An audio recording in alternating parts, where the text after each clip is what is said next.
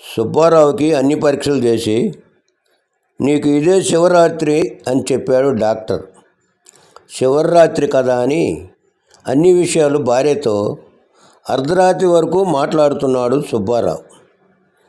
నిద్రలోకి జారిపోతున్న భార్యను చూసి ఏమిటి నిద్రపోతున్నావా అని అడిగాడు.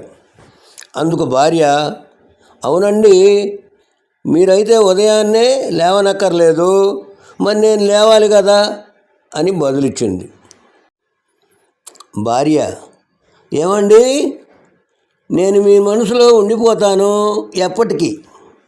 భర్త, ఉంటే ఉన్నావు కానీ అక్కడ ఏరే ఆడవాళ్ళు కూడా ఉన్నారు, వాళ్ళతో గొడవ పడకు మరి. టీచర్, అరే సోము, నువ్వు స్కూల్కి ఎందుకు వస్తున్నావురా? సోము, విద్య కోసం టీచర్.